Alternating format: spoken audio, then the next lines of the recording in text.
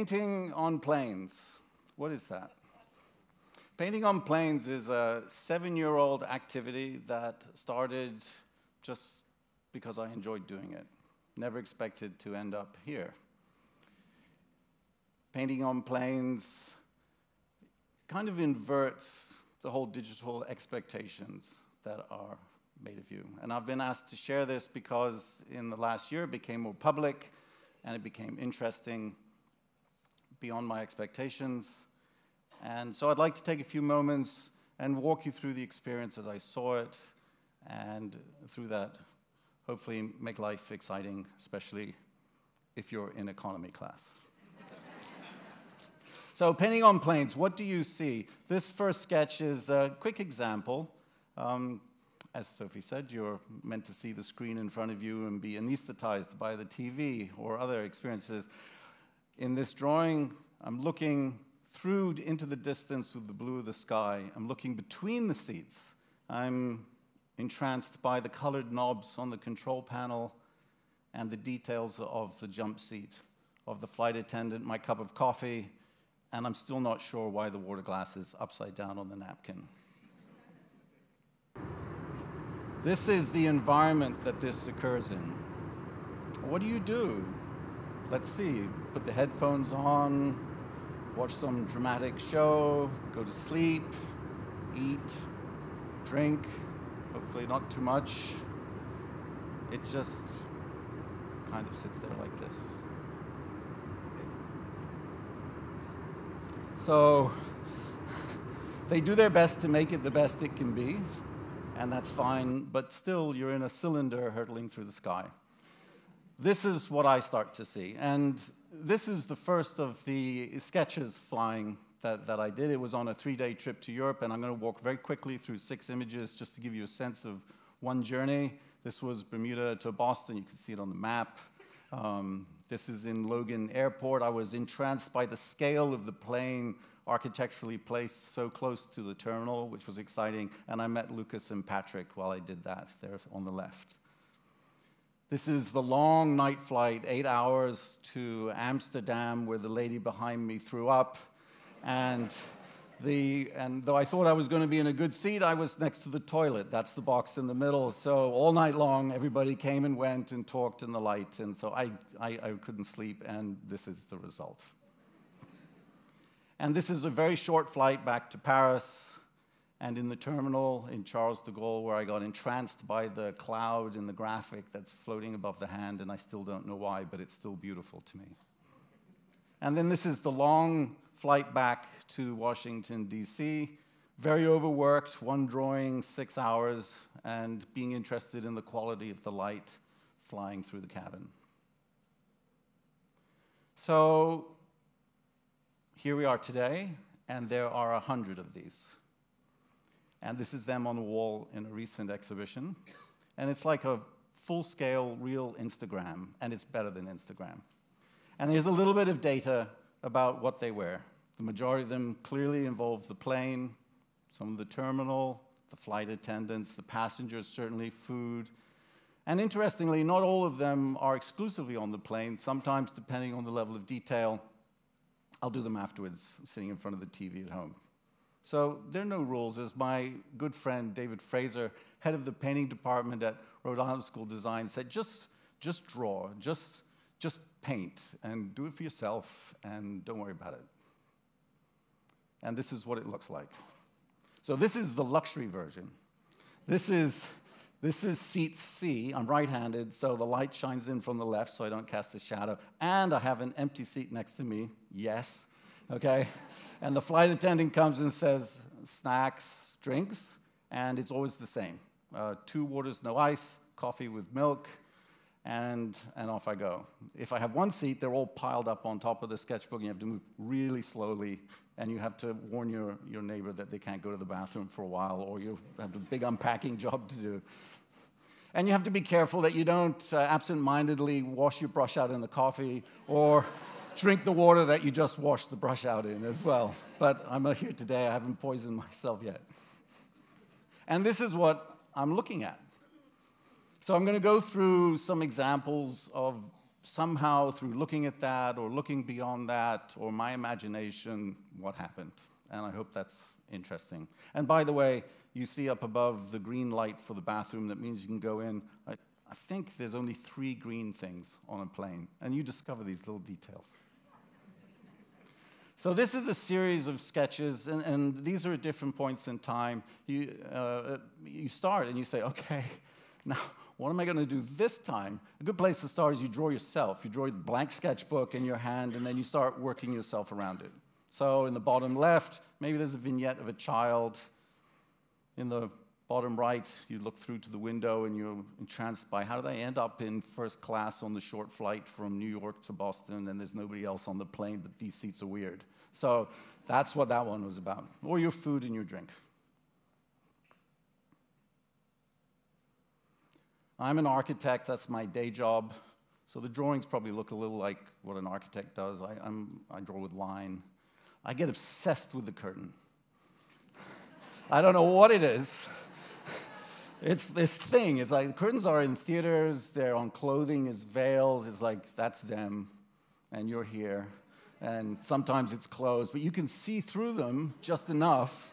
But you're not meant to go through them. But sometimes it's held back jointly, or anyway.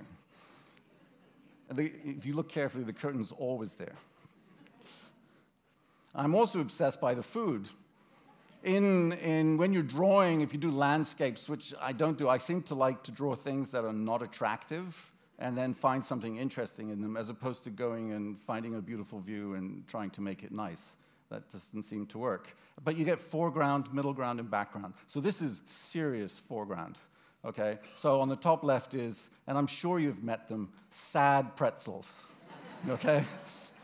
And there's a happy pretzel on the right with a biscuit that's in the wrapper that for some reason says, it's crunch time, okay? And then you have the almonds and the genius, the absolute genius of Terra Blue chips on JetBlue Airline. It was a marriage made in heaven. So here's a little process, just to give you a sense of how it goes. The top left is the finished product with the sad pretzels. There's the table on the bottom right with the paints, and this time it's a cup of tea, actually. And so I'm drawing the pretzels, and I'm trying not to eat them. And it's OK, because they're not that complicated. And then I spill my tea all over the drawing. So then I start painting with the tea. But it ends up quite nice in the end, and I'm happy. Here's the Terra Blue experience, much harder. You want to eat those chips much more than you want to eat those pretzels. And they're complicated. So you're drawing them and you're eating them, and you say, well, if I eat this one, then I make more room to do the rest, so you have to move them all off to the side. And anyway, and then they're greasy, so your paper is greasy, but it's 100-pound paper, so that's okay, and it really doesn't matter. And then at the end of it, you say, so now what? I've got all these chips drawn. So then you go into fantasy mode, and you say, oh, well, no. I'll look out the window. Ah, there's an engine out there. OK, well, I'll draw the engine and the wing. And then it's like, there's a little bit more time. So you go into fantasy mode, and it's like, I'll do this existential. I'm on a plane sitting there with a flight attendant, and then, OK, we're done. And it's fun. And it's a wonderful artifact and memento. Here are 4 more. Now, they're not all this elaborate. This is a byproduct of this becoming more public. They kind of shifted a little bit, and I started to care a little bit more about the end product, and I couldn't do that for too long. And it's shifted because I was fortunate enough to teach architecture students at Rhode Island School of Design last September.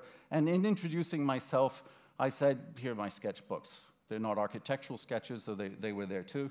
And they said, well, that's pretty cool. Are you online? Of course I was not. And they said, do Instagram, so I did, and then here we are. And they're kind of fun. The paint box in the top left, my good friend, architect, past head of the department, said, make it a building. OK, that's fine. The one underneath is Mary with her hand on the seat talking to somebody, but I didn't draw the seat. And there's Brian serving Bloody Marys before they take off, and the safety crew looking in the cockpit. And that last glimpse up the highway, not the highway, the runway, when you're about to take off. And it all just gets pushed together. In the bottom right, there was a gentleman up ahead, and he had 3 red splodges on his scalp. So I was like, oh, that's cool. So I'm like painting these red splodges. I say, OK, let's make them bigger, and they'll just float in the drawing. So And I could go on. There's a sort of a benign insanity to this, just so you know. Here's an interesting one, which was a whole trip. The bottom layer is Philadelphia Airport, and then in the middle is the gate in Boston, and in the last is this view down the aisle of the camp, which you can't do because no one's going to let you sit in the middle of the aisle, so you fake it. But it's Aussie serving people as they come through. And you get to know the flight attendants as well, which is fantastic. I do become obsessed with some small things other than the curtain. There was this lady sitting in front of me. She has no idea. And her top knot, with the sun shining in, was just golden. It was like a fairy tale. So, and I take a picture to remember. So that was her top knot. And it was done quickly. And it was the same color hair as the flight attendant. And the light was coming through. And it was very painterly and in pencil. And I just had a really fun time making it. And I never asked her permission, and she left, and I left. And maybe she'll see this one day. Or maybe it was you. I don't know. It could be. It's also possible to interpret something that you see, like the cockpit. I mean, after a while, it's like I can only do so much from the chair. Take a quick picture, turn it into a graphic, and then, because I paint on both pages, I like them to have a relationship, and I'm sitting in front of the TV, and it's like, okay, we'll take this composition, and we'll turn this into an illustrated urban plan of a city, okay? So that's nuts, but there it is. And if you look closely, you can see the instruments turned into ponds, and the windscreen turned into a park.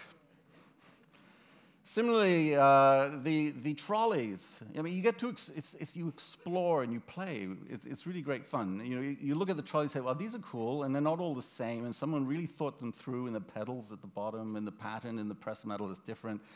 And being an architect again, it's like I'll draw them like building facades or a townhouse. And then in this instance, I'm not a color person, so I'm stretching myself. I say I'll take the composition and just do a color pattern, and it's just good fun. Sometimes it's more painterly. In the image on the left, you know, the light will shine in through the window, and it will reflect off someone's clothing. Try this. Just look for it when you fly next time. And then the whole wall just glows. Usually it's way up. You say, what's that red glow or that yellow glow? That's the sun shining on someone's clothing. So I was trying to capture that. Or the uniforms just changed. Zach posing uniforms on Delta Airlines. So it turned into this graphic, more finished collage of the purple uniforms and the logo and the porthole and even the bathroom sign in the middle is buried in there. So the point is that you can go so many directions, and they're all fun, and it's whatever suits you. After a while, it's like, okay, I'll look out the window too. This was, let's just paint the clouds from Bermuda to Boston in some colorful way. And they changed much more than I expected. It's useful also to try to paint people, especially if you're not good at it, and I don't feel like I'm very good at it. And what's wonderful is that I was able to start making friends with the flight attendants. They'd say, oh, you're the guy. I heard about you painting, you know, or welcome back, John. How are you doing? How was your Christmas? And that was particularly last year when I was flying from September to December, up every Sunday, back every Tuesday, doing the teaching round trip thing.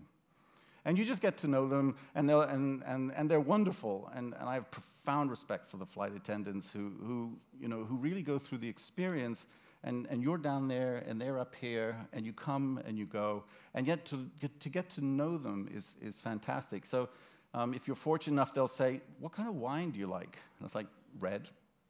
And then they'll slip you a garbage bag with 2 bottles of red wine and a whole stash of plain goodies. So that was fun. Or one flight back, it was like, hi, John, how you doing? Would you like something? I said, champagne. I was like, okay. All right, we'll give you champagne. So, how about my wife? Oh, yeah, she can have champagne too. How about Charlene, the police lady? Oh, yeah, you can all have champagne. So there we are, having champagne in row 23.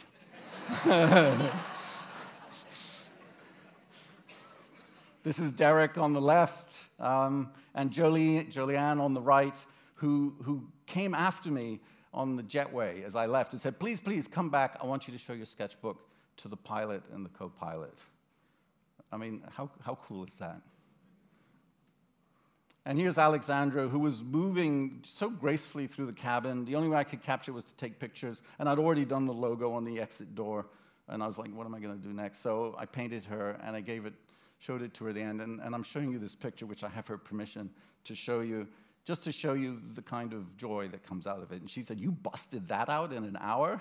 And I was like, yeah, it was a successful day today. There is one project.